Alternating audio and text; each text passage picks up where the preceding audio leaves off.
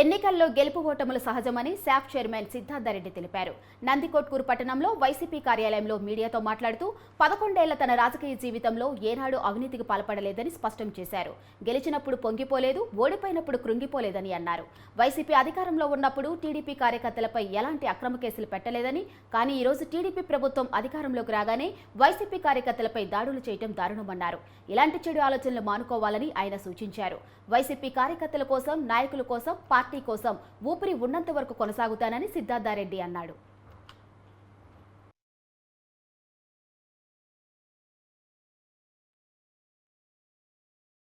నాకు ఇంత గుర్తింపు ఇచ్చిన ఈ మూడింటి కోసం, అంటే ఒకటి నందికొట్కూరు కోసం, రెండోది జగన్మోహన్ రెడ్డి గారి కోసం, మూడోది వైఎస్ఆర్ కాంగ్రెస్ పార్టీ కోసం నా ఆఖరి శ్వాస వరకు నేను పోరాడతానని చెప్పి ఈ సందర్భంగా నేను గట్టిగా చెప్తున్నా. ఎందుకంటే నేను కూడా అనుకునేవాడిని మనసులో, చాలామంది నాయకులపై జగన్మోహన్ రెడ్డి గారికి దగ్గరగా కూర్చొని మాట్లాడుతుంటే నాకెందుకు ఈ అవకాశం రావడం లే, అంటే నేను పార్టీ కోసం కష్టపడి పనిచేస్తే జగన్మోహన్ రెడ్డి గారికి ఇంకా కొంచెం దగ్గర కావచ్చు, ఎప్పుడు కూడా ఇట్లా ఆలోచించేవాడిని.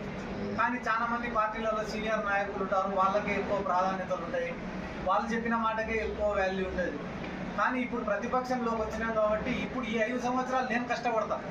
అది యువజన విభాగం తరఫున కావచ్చు, పార్టీ కోసం కావచ్చు, పార్టీ సిద్ధాంతాల కోసం కావచ్చు, పార్టీ కార్యకర్తల కోసం కావచ్చు, నా వంతుగా గడిచిన 11 ఏళ్ళు కష్టపడిన దానికన్నా రెట్టింపు కష్టపడతా.